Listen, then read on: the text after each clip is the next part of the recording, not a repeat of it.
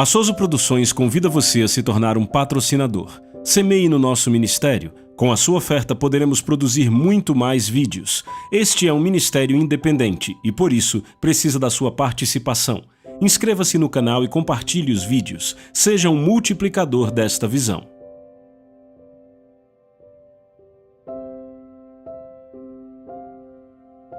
Os versículos usados nos vídeos que traduzimos nem sempre correspondem a versões em português. Muitas vezes precisamos traduzir do original em inglês para fazerem sentido no contexto do vídeo. Vamos abrir nossas Bíblias em Mateus capítulo 7. E deixa eu te dizer isso.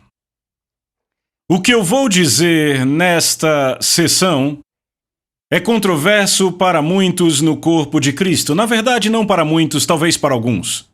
E para ser honesto, não precisava ser controverso assim. Porque se tomássemos as Escrituras como autoridade máxima, não haveria nenhuma discrepância sobre o que falamos. E o problema, na verdade, vem do seguinte: eu descobri que há pessoas hoje que leem o que creem ao invés de crer no que leem. Vocês estão acompanhando quando elas leem a Bíblia, leem através dos seus óculos denominacionais, com preceitos que homens estabeleceram, ao invés de simplesmente crer no que leram. Antes de eu ser salvo, eu fazia parte numa denominação, ia para a igreja todo domingo, mas 75% da nossa doutrina vinha de homens. E eu dizia, como assim 25% vinha da Bíblia? E eu disse, eu vou crer no que eu leio. Mesmo que eu não entenda, quantos sabem que isso é o temor do Senhor? E adivinhem, o temor do Senhor é o princípio do quê?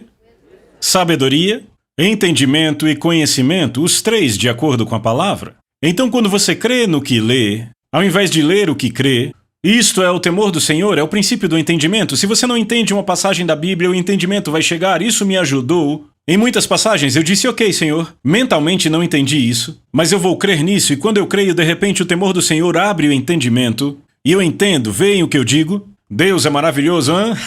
Amém! Então vamos retomar de Mateus capítulo 7, de onde paramos, e Em Mateus capítulo 7, lemos aqui no versículo 21, diz, nem todo aquele que me diz, Senhor, Senhor, entrará no reino dos céus, mas aquele que faz a vontade do meu Pai no céu. Então Jesus não está ensinando aqui um evangelho vazio, ele está dizendo, quando você me aceita de verdade como Senhor, a minha natureza é colocada em você, como aprendemos na última lição, certo? E a minha natureza, a minha graça, a minha natureza te dá a habilidade de obedecer a Deus. Não, no Velho Testamento, se você matasse alguém, você seria morto, mas debaixo da graça, como será? Se você discriminar ou odiar alguém, se você odeia alguém, a Bíblia diz no Novo Testamento você é um assassino, mas no Velho não. No Novo Testamento, só de olhar uma mulher e desejá-la, você está adulterando, no Velho não, tinha que ir com ela para a cama. Por quê? Porque a graça nos dá a habilidade de viver para Deus de coração, ela funciona de dentro para fora, vocês estão comigo? Então ele diz no versículo 22, muitos dirão para mim naquele dia, note que não são poucos, não são alguns, mas muitos. Muitos dirão para mim naquele dia, qual é esse dia? O dia do julgamento. Estão acompanhando? Muitos dirão para mim naquele dia, Senhor, Senhor, não profetizamos em teu nome? Note que é em nome de Jesus, não em nome de Buda.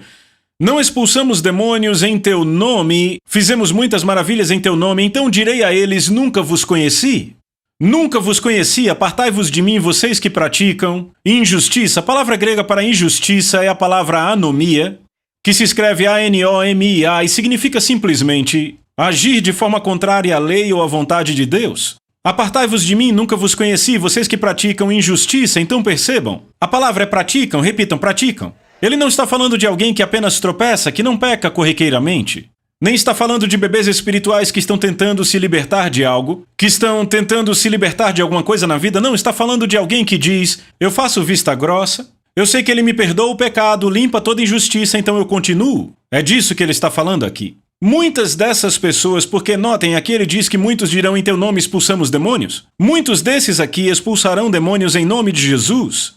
Agora, será que um ímpio pode, uma pessoa não salva, expulsar demônios em nome de Jesus?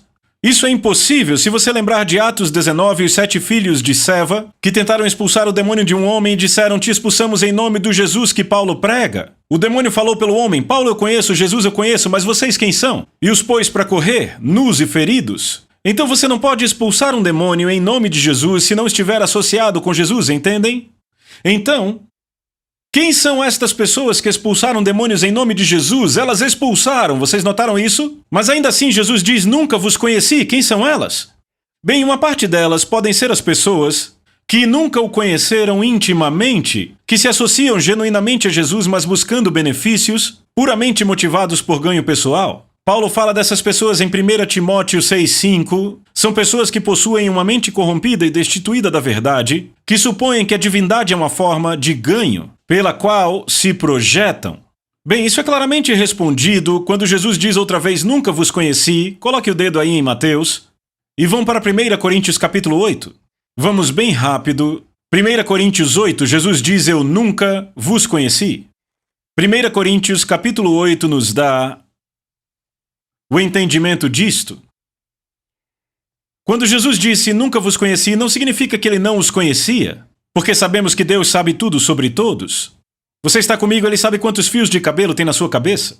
Mas 1 Coríntios 8:1 nos dá a resposta, diz, ora, no tocante às coisas oferecidas aos ídolos, nós sabemos que todos temos conhecimento. Conhecimento envaidece, mas o amor edifica. E se algum homem pensa que sabe alguma coisa, ele ainda não sabe como deveria saber, e aí ele vai para o versículo 3, que é onde eu quero focar. Mas se algum homem ama a Deus, esse é conhecido dele. Notaram a palavra conhecido? O que significa amar a Deus? Guardar seus mandamentos. Este é o amor de Deus se guardamos seus mandamentos, 2 João, versículo 6. Então deixa eu ler 1 Coríntios 8:3 na versão ampliada. Ele diz, mas se alguém ama a Deus de verdade, com afetuosa reverência, pronta obediência e agradecido reconhecimento de sua bênção, ele é conhecido por Deus, reconhecido como digno de sua intimidade e amor, e é possuído por ele. Então, quando Jesus diz, apartai-vos de mim, nunca vos conheci, o que estava dizendo? Nunca os conheci intimamente. E um exemplo disso pode ser Judas. Judas fez grandes sacrifícios para seguir Jesus, quantos sabem disso? Deixou seu emprego, ele continuou com Jesus, mesmo quando a maioria foi embora, ele continuou, não é? Não é verdade? Ele ficou mesmo quando outros se foram. Ele ficou mesmo com toda a perseguição, ele ficou do lado de Jesus mesmo quando tantos outros o deixaram. No entanto, se você olhar os motivos de Judas, eles não eram certos desde o começo. Porque em Mateus 26:14, você não precisa abrir, Judas declara, o que você está disposto a me dar se eu for com você? Então ele estava naquela de o que eu ganho com isso? Em Mateus 26:25, ele mentiu e dissimulou para tirar vantagem. Em João 12, de 4 a 6, vemos que ele roubou o dinheiro do ministério de Jesus. Certo? Então eu vou ler de novo. 1 Timóteo 6:5. Eles têm mentes corrompidas, destituídas da verdade e supõem que a divindade é uma forma de ganho, através da qual se projetam. Judas nunca conheceu o Senhor intimamente, embora tenha passado 3 anos e meio em sua presença. Sabemos que isso é verdade, que ele não estava alinhado desde o princípio, porque o próprio Jesus disse, não escolhi os 12 de vós, e um de vós é um diabo. Ele falava de Judas Iscariotes, o filho de Simão. Isto é João 6, versos 70 e 71. Então, há pessoas como Judas, que seguem a Jesus por razões erradas. Eles supõem que a divindade é uma forma de ganho, seguem a Jesus meramente pelo que podem tirar disso, ao invés de terem um amor reverente e respeito por ele. Bem, isso perfeitamente descreveria vida dupla em nossa alegoria de Afabel no livro. Vida dupla era professor na escola, mas mesmo assim nunca tinha amado Jaylan. Então este é o primeiro grupo de pessoas a quem Jesus vai olhar e dizer, apartem-se de mim no dia do julgamento. No entanto, como fica enfraquecida na nossa alegoria? Enfraquecida, em algum momento teve um relacionamento real com Jaylan, mas ainda assim ela se afastou dele. Será que é possível uma pessoa se afastar da salvação e ouvir aparte-se de mim de Jesus no julgamento? Bem, vamos analisar e ver o que a palavra diz. Vá comigo, por favor, para Ezequiel 18, que é de onde começaremos. Ezequiel, capítulo 18. E eu quero alertar vocês outra vez, não leiam o que vocês creem. Não leiam de acordo com os óculos coloridos que a sua denominação lhe deu. Nem pelo que os homens disseram a você um dia ou o doutor fulano de tal disse em um livro. Mas leiam a palavra de Deus. Em Ezequiel capítulo 18, versículo 24, lemos: Mas quando um homem justo, e deixa eu perguntar, será que essa pessoa é justa? Essa pessoa é justa? Certo, se Deus diz que ele é justo, ele é justo. Então aqui não temos uma pessoa que tem uma suposta justiça. Ele não é um impostor. Estão acompanhando como enganado em nossa alegoria. Enganado era um impostor, Ele foi enganado, achava que era salvo, mas não era. Então Deus diz, quando o homem justo, repitam justo, se afasta da sua justiça e comete a iniquidade, e age de acordo com todas as abominações que o homem perverso comete, viverá ele? Todas as justiças que ele fez não serão lembradas. Por causa da infidelidade, da qual é culpado, e do pecado que ele cometeu, por causa destes ele irá morrer. Agora notem que Deus diz que todas as justiças que ele fez não serão lembradas. Eu não sei quanto a vocês, mas quando Deus diz que não vai se lembrar de algo, é como se ele nunca tivesse conhecido aquilo. Quantos sabem, falamos muito disso, que quando nascemos de novo, Deus diz, dos seus pecados não me lembrarei mais, em Hebreus, certo? Se você chegar a Deus e disser, Deus, você lembra o que eu fiz antes de conhecer Jesus? Ele vai dizer, eu não lembro. É como se nunca tivesse acontecido para ele. Quando Deus esquece o pecado de alguém, é como se nunca tivesse acontecido, mas quando ele esquece a justiça de um homem, sabe o que ele diz? É como se nunca tivesse acontecido, o que ele diz é, ele irá morrer. Estão comigo? Vamos juntos em Tiago, capítulo 5. Tiago, capítulo 5, verso 19, diz, irmãos... Olhe para cá, por favor. Quando Tiago diz irmãos, ele está falando com irmãos verdadeiros ou supostos irmãos. Para irmãos verdadeiros, ele diz, irmãos, se alguém dentre vós, então alguém dentre quem? Os irmãos. Se tem desviado da verdade, repita comigo, desviar. Diga de novo. Essa é uma palavra muito importante, lembrem dela. Irmãos, se alguém dentre vós se tem desviado da verdade e alguém o converter, saiba ele que aquele que converte um pecador, é interessante, ele chama a pessoa que é um irmão e se desvia da verdade de pecador. Do erro do seu caminho, salvará da morte uma alma e cobrirá uma multidão de pecados. Eu acho que está muito claro. Então, Provérbios 21, versículo 26... Eu não vou abrir lá, eu vou ler para vocês da versão da Bíblia Ampliada. É um versículo maravilhoso em qualquer versão, mas vamos na Bíblia Ampliada.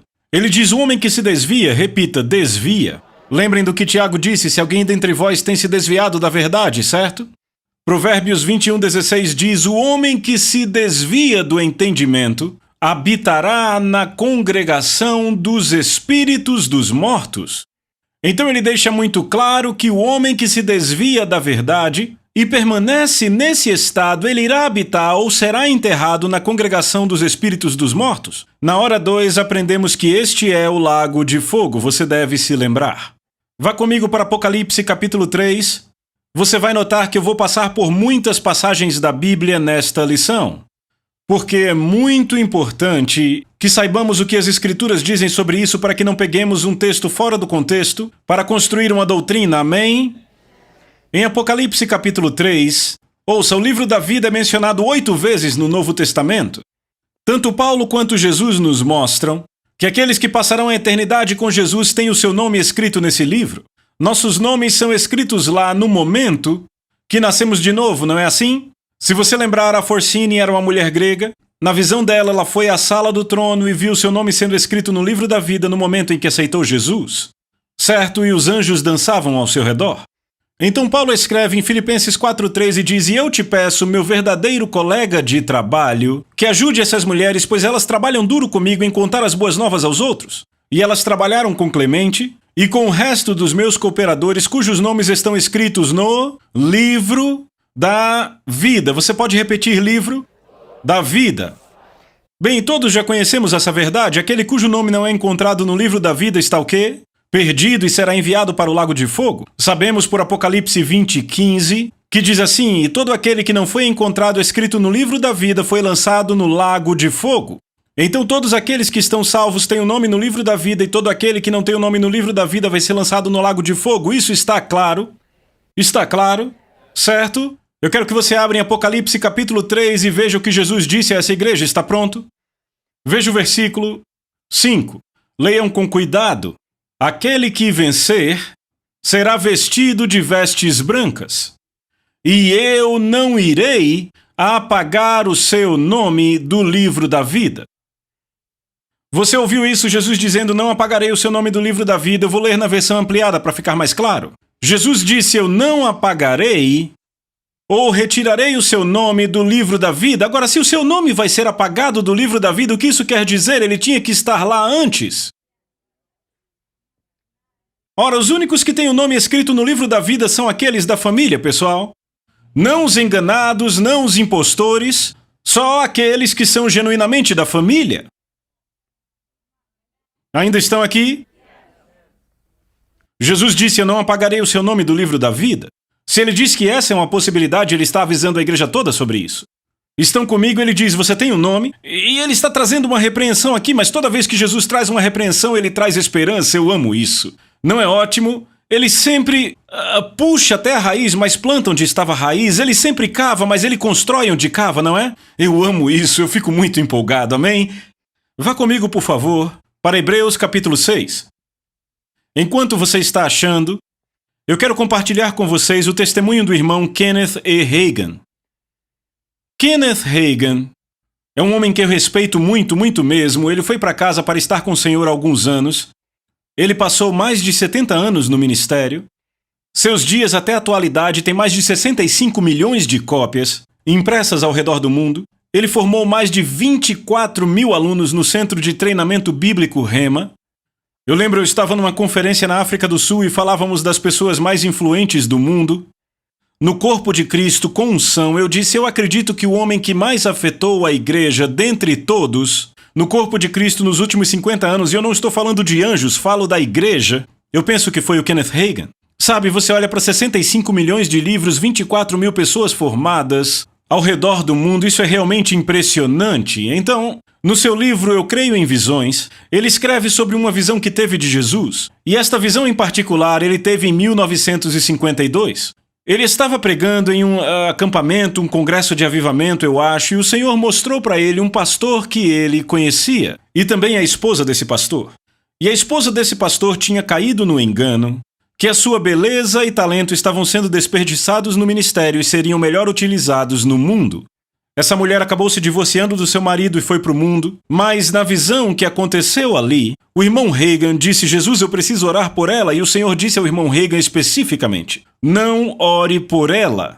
Isso realmente incomodou o irmão Hagin. Então, na visão dele, ele perguntou: o que quer dizer isso? E eu vou ler direto do livro dele. O Senhor disse ao irmão Hagin: esta aí é minha filha. E o irmão Hagin continua: o que acontecerá a ela? Perguntei. Ela passará a eternidade na região dos condenados, onde há choro e ranger de dentes, ele respondeu. E na visão eu a vi caindo no poço do inferno e ouvi seus gritos horríveis. Essa mulher era sua filha, Senhor. Ela era cheia do Espírito e fazia parte do ministério. E ainda assim você diz para eu não orar por ela, eu não entendo. O Senhor me lembrou da seguinte passagem, que está em 1 João 5,16. Se alguém vir o seu irmão cometer um pecado que não seja para a morte, deverá orar. E Deus dará a vida àquele cujo pecado não é para a morte. Há um pecado que é para a morte, e não digo que se deve orar por este. Eu disse: Senhor, mas eu acreditava que o pecado aí referido levava à morte física, e a pessoa era salva, embora tivesse pecado. E Jesus respondeu e observou: mas este versículo não fala de morte física. Ele disse: você está adicionando coisas. Se você ler o capítulo 5 inteiro de 1 João, você verá que está falando de vida e morte, vida espiritual e morte espiritual. E essa morte é espiritual. Isso se refere a um crente que comete um pecado que é para a morte, e para esse eu digo que não se deve orar. Eu disse a você para não orar por essa mulher, pois ela cometeu um pecado para a morte. E o irmão Hagin disse: Senhor, isso realmente mexe com a minha teologia? Você poderia me explicar melhor? Eu pedi. E o Hagin diz: às vezes a teologia do homem tem que ser abalada por não estar alinhada com a palavra de Deus. Jesus então lembrou ao irmão Hagin na passagem que eu vou ler agora, que fica em Hebreus 6. Vamos ler o verso 4. Diz: pois é impossível, repitam, impossível, que os que uma vez foram iluminados e provaram do dom celestial e se fizeram participantes do Espírito Santo, e provaram da boa palavra de Deus e os poderes do mundo que há de vir, se eles caírem, sejam outra vez renovados para arrependimento, visto que estão crucificando de novo o Filho de Deus e expondo-o à vergonha. Percebam que nesta passagem há algumas qualificações, notaram isso? Primeiramente, essa pessoa tem que ter sido iluminada e provado o dom celestial. Bem, isso se aplica àqueles que receberam Jesus, pois ele é o dom celestial, certo? Segunda qualificação que o versículo lista, ser cheio do Espírito Santo, certo? Terceira qualificação, eles têm que ter provado a palavra de Deus e os poderes do mundo que há de vir. Então, por esta lista, vemos que isso não inclui os bebês espirituais, mas crentes desenvolvidos, entende? Bem, muitas vezes quando começamos a falar disso, as pessoas chegam e dizem: ei, cara, uma vez eu disse ao Senhor que eu não queria mais servi-lo. Mais tarde tiveram um remorso profundo, se arrependeram, e mesmo assim tem muito medo dessa passagem. Às vezes eu nem prego sobre ela e as pessoas chegam para mim, meu Deus, aquela passagem eu acho que eu estou perdido para sempre. E eu digo a eles, não. Às vezes crianças fazem coisas estúpidas. Certo? Quantos sabem que tem criança de 4 anos que vira para os pais e diz, eu não gosto de vocês, não quero mais viver aqui, e eles sabem que ela é uma criança e diz, tá bom, cresça. Estão comigo? Ok, então quando lemos a passagem não está falando de crentes bebês. Estamos falando de crentes maduros. Crentes vividos que provaram o dom celestial. Que foram cheios do Espírito, provaram a palavra e do mundo vindouro, não são crentes bebês. Então eu digo a elas porque ficam preocupadas, oh meu Deus, eu digo, veja, se você tivesse caído, definitivamente, não estaria aqui falando comigo agora. Você não teria o desejo de voltar. Porque apenas o Espírito Santo nos leva a Jesus. Então o simples fato de você desejar estar com Ele significa que você não cometeu o pecado para a morte? É simples, não tem com que se entristecer. Vocês estão comigo? Você, na verdade, nem ia querer vir mais para a igreja. Na maioria das vezes, eu sei que há exceções, mas na maioria das vezes, você não teria essa bondade no coração que eu vejo. Certo? Vai comigo para 2 Pedro. 2 Pedro, capítulo 2. Eu vou ler o verso 20.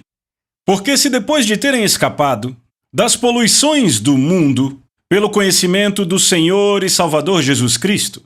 Agora olhe para cá, eu vou parar aqui. Eles escaparam das poluições do mundo pelo conhecimento do Senhor e Salvador Jesus Cristo. Será que eles nasceram de novo? Eu não ouvi, será que eles nasceram de novo? Com certeza, escaparam das poluições do mundo pelo conhecimento do Senhor e Salvador Jesus Cristo, certo? Certo? Agora veja o que ele diz. Se depois de terem escapado das poluições do mundo pelo conhecimento do Senhor e Salvador Jesus Cristo, forem outra vez envolvidos e por ela vencidos, repitam, vencidos. Então entenda, uma pessoa desviada pode voltar para Jesus. A palavra vencidos traz a ideia de permanecer no pecado. O último estado foi para eles pior do que o primeiro. Veja o verso 21 com atenção, porque melhor lhes teria sido que não conhecessem o caminho da justiça, do que depois de conhecê-lo, desviarem-se do santo mandamento que lhes foi entregue. Sabe o que ele acabou de dizer? Teria sido melhor para eles nunca terem sido salvos, do que serem genuinamente salvos, se desviarem e permanecerem nesse estado. Seria melhor não terem sido salvos. Agora, por que Deus diria era melhor que não tivessem sido salvos? A resposta está no livro de Judas. Fica aí bem perto, eu vou te mostrar. Livro de Judas. Ele vem falando daquelas pessoas que entraram sem ser notadas e tudo mais, e ele acaba falando sobre apóstatas. O que são apóstatas? Pessoas que se desviaram da fé. E ele continua, versículo 11, ai deles, porque entraram pelo caminho de Caim, correram gananciosamente em direção ao erro de Balaão por recompensa e pereceram na rebelião de Corá. Agora veja bem, Caim, Balaão e Corá em algum momento tiveram relacionamento com Deus. Na verdade, 2 deles eram ministros. Balaão era um profeta do Senhor, não era um profeta de Baal, era um profeta de Jeová. E quanto a Corá, era um dos sacerdotes que trabalhavam com o sumo sacerdote Arão. Então ele também era ministro. Verso 12, estas são as manchas nas suas festas de fraternidade. Estas festas de fraternidade eram as refeições da noite, feitas pela igreja primitiva. Manchas em festas de fraternidade, quantos sabem que Jesus vai voltar para uma igreja sem manchas? Você pode dizer amém?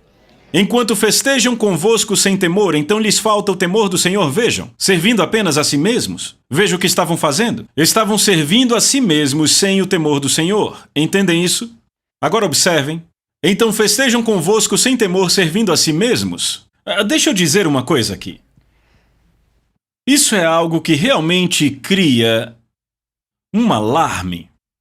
E é o seguinte, os apóstatas não necessariamente deixam a igreja. Veja, Corá estava na congregação, não? E lembra o que Corá disse a Moisés? Números 16:3, veja o que Corá disse a Moisés. Vocês foram longe demais, todos em Israel foram separados pelo Senhor, Ele está com todos nós. Então Corá disse isso um dia, antes da terra se abrir e o engolir. O Senhor está com todos nós. Todos somos santos. Ou seja, às vezes as pessoas se desviam permanentemente de Deus e podem continuar na igreja. Esse é o maior perigo, sabe por quê? Por isso que Judas escreveu a carta. Porque eles têm um tipo de vida que influencia os bebês, influencia os machucados, influencia aqueles que possivelmente, de alguma forma, são vulneráveis, com seu estilo de vida. Um estilo de vida vivido completamente longe de Deus, totalmente para si mesmos e sem o temor do Senhor. E a influência deles se espalha como câncer. Por isso são mais perigosos. Não são os apóstatas que deixam a igreja, mas os que permanecem na igreja que são mais perigosos. Não são aqueles que vão para o ministro e dizem: eu acho que eu me desviei do Senhor, eu acho que não, eles nunca fazem isso. Porque só servem a si mesmos. Na verdade, estão vivendo num extremo estado de engano. Entendem isso? Estas são as manchas em suas festas de fraternidade, festejam convosco sem temor, são nuvens sem água, ou seja, têm a aparência externa, mas não têm a substância. Sabem falar, mas não têm amor. Boa pregação, amém? São nuvens sem água levadas pelos ventos, e eu tenho notado que esses caras estão nas igrejas maiores e mais modernas. Que nova doutrina está surgindo, que novo isso, que novo aquilo. Entendem? Árvores de outono sem fruto, não há mais fruto, não há mais fruto. Lembra que Jesus disse que os conhecerão pelo fruto? Eu não estou falando dos seus milagres, estou falando dos frutos. Fruto é a natureza, personalidade, caráter, certo estilo de vida, maneira de viver. Ei, vocês estão aqui? Paulo disse: sigam o que? Minha maneira de vida, meu propósito. Meus sofrimentos, minha perseverança. São árvores de outono sem frutos, duplamente mortas. Repita, duplamente mortas. Você viu isso aí na passagem? Diz duplamente mortas. Espera aí, como alguém pode ser duas vezes morto?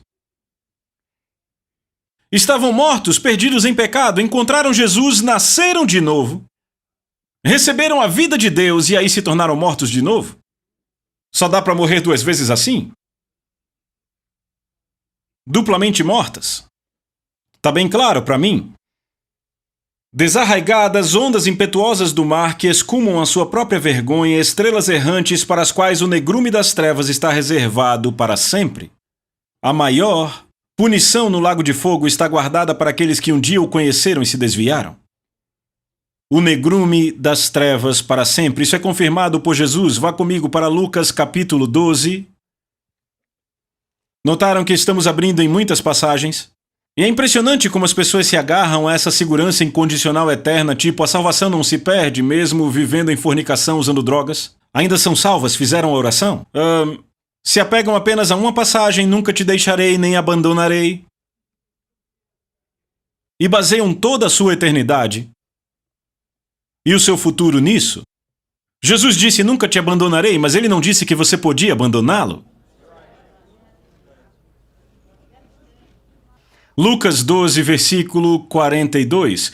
Disse o Senhor: quem é, pois, o mordomo fiel e prudente, a quem o Senhor confiará os seus conservos para dar-lhes o sustento a seu tempo? Bem-aventurado aquele servo a quem o seu Senhor, quando vier, o achar fazendo assim. Verdadeiramente vos digo que lhe confiará todos os seus bens. Agora veja o verso 45. Mas se aquele servo... Agora olhe para cá. Jesus chama essa pessoa de servo. Ele não diz que é um impostor, não diz que é um estranho, não diz que vem de fora. Ele é um servo na casa de Deus. Estão vendo isso? Mas se aquele servo disser consigo mesmo: meu Senhor, notem, meu Senhor. Ele é aquele que confessa Jesus como Senhor, certo?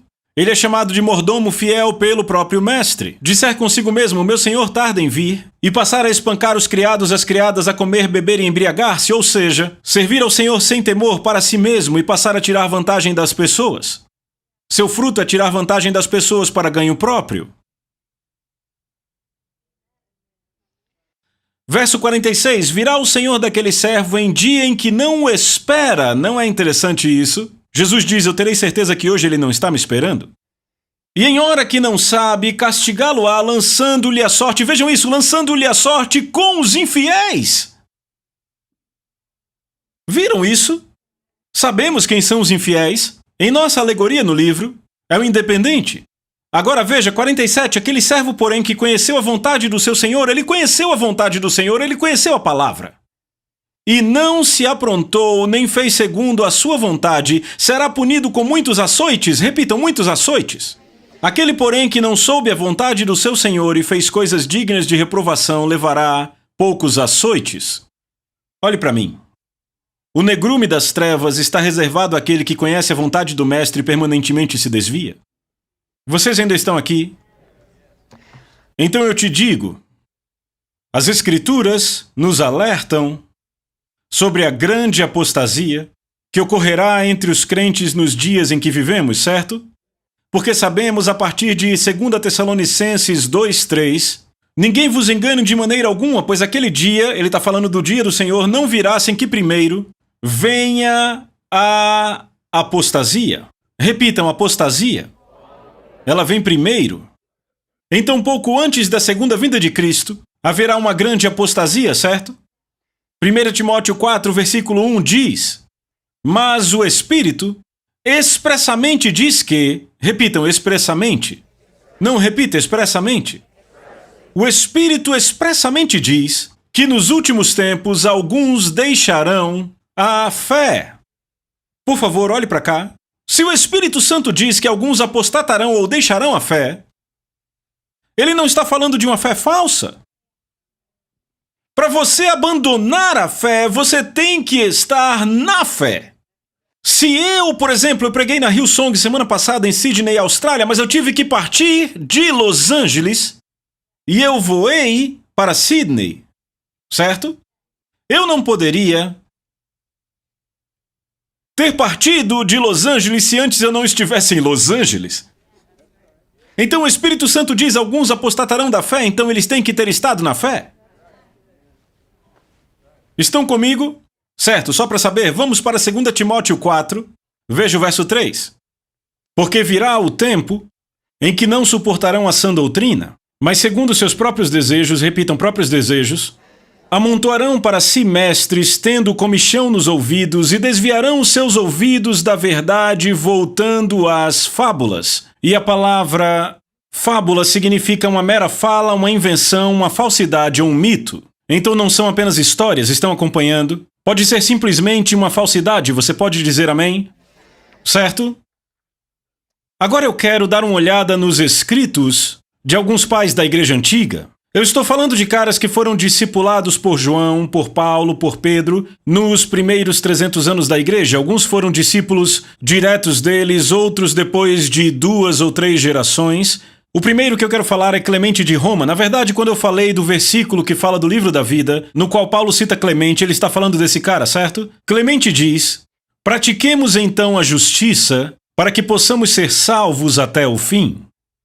Agora outro Clemente, o de Alexandria, disse: mesmo no caso de alguém que praticou as maiores boas obras em sua vida, mas no final mergulhou de cabeça na maldade, todas as suas obras anteriores não têm nenhum proveito para si, pois no clímax do drama abriu mão da sua porção. Tertuliano disse: alguns pensam que Deus é obrigado a entregar até mesmo aos indignos o que ele prometeu dar, e por isso transformam liberdade em escravidão, pois não é verdade que muitos no final decaem da graça? Não é este dom retirado de muitos? Orígenes disse o seguinte: um homem pode possuir uma justiça adquirida, da qual é possível que ele decaia. Ireneu disse: aqueles que não obedecem a ele, sendo deserdados por ele, deixaram de ser seus filhos. Sabe, muita gente me diz, quando eu falo isso, dizem: John, você é arminiano? Eu meio que rio e digo: não, eu sou cristão. Este é um termo, e o dicionário dá a definição, relacionado à teologia de Jacó Armínio e dos seus seguidores que rejeitaram as doutrinas calvinistas da predestinação e eleição, e que creem que o livre-arbítrio do homem é compatível com a soberania de Deus. Jacó Armínio nasceu em 1560 d.C.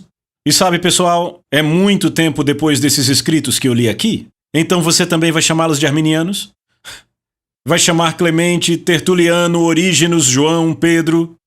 Bem, eu fico muito triste quando ouço pessoas dizendo isso, porque estão agindo como fariseus que congregavam ao redor de escolas de pensamentos, ao invés da verdade. Jesus pregou a verdade, João Batista pregou a palavra de Deus, e por isso falavam com autoridade.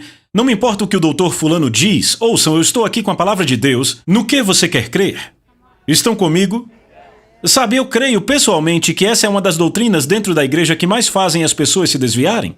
Eu lembro do meu próprio filho tendo senso suficiente, eu acho que na 4ª série, os professores dele ensinavam sobre essa segurança eterna e incondicional, e lá está meu filho na 4ª série, olha pro professor e diz: peraí, você está dizendo que um cara que usa drogas, que dorme com a namorada, continua salvo? E o professor: ele perdeu o testemunho dele, mas continua salvo? E até o meu pequeno filho na 4ª série olhou para mim e disse: pai, isso é ridículo! Porque ele tinha senso suficiente para ler a Bíblia, estão comigo? As pessoas ficam bastante preocupadas, sabe? Falamos disso e elas ficam assustadas. Não precisa ficar assustado. Sabe por quê? Me diga, quem em sã consciência quer sair disso? O que faria você querer sair desse relacionamento maravilhoso com Jesus? Não passa nem pela sua cabeça. Quer dizer, quem quer voltar para o mundo? Não, tipo, bem estranho. A Bíblia diz que alguns vão fazer isso, mas ouçam. Se seu coração está em Deus, nunca.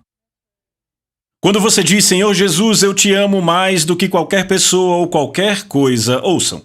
Você não vai parar, sabe por quê? Aqui vão boas notícias. Você está pronto para isso, vai lhe trazer conforto. Vai para Judas. Judas declara, depois de falar dos apóstatas no versículo 20, mas vós, amados, note que ele chama de amados, edificando-vos na vossa fé santíssima, orando no Espírito Santo, guardai-vos, repitam, guardai-vos. Diga com empolgação, guardai-vos. No amor de Deus, esperando a misericórdia do nosso Senhor Jesus Cristo para a vida eterna. Sabe o que nos mantém? Quando você se mantém no amor de Deus, sabe que a volta de Cristo pode ser a qualquer momento. O que aconteceu com o servo, ele disse, meu mestre, demora a vir.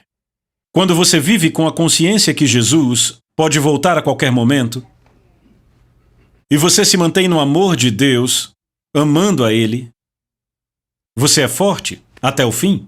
Porque ouça o que Judas continua dizendo, são meus 2 versículos favoritos da Bíblia. Ora, há aquele que é poderoso para impedir-vos de cair. Ele escreve um livro inteiro sobre apóstatas e diz, há aquele que é poderoso para impedir-vos de cair. Olhe para mim. Diga, meus amados, Jesus é poderoso para me impedir de cair. 1 Coríntios 1 diz que ele é poderoso para te manter forte até o fim, para que você seja encontrado inculpável no dia do nosso Senhor Jesus Cristo. Amém? Ouçam, eu creio nisso. Aquele que é poderoso para impedir-vos de cair e para apresentar-vos irrepreensíveis diante da presença da sua glória com abundante alegria. A único Deus sábio, nosso Salvador, seja glória e majestade, domínio e poder, agora e sempre. Amém. Ele é poderoso para te impedir de cair, para te guardar da apostasia, pelo quê? Pelo poder dele. Amém? Vocês não têm nada a temer, simplesmente se mantenham no amor de Deus e esperem a segunda vinda de Jesus. Amém? Aprenderam algo nessa hora? Vejo vocês na próxima. A Soso Produções convida você a se tornar um patrocinador. Semeie no nosso ministério. Com a sua oferta poderemos produzir muito mais vídeos. Este é um ministério independente e, por isso, precisa da sua participação. Inscreva-se no canal e compartilhe os vídeos. Seja um multiplicador desta visão.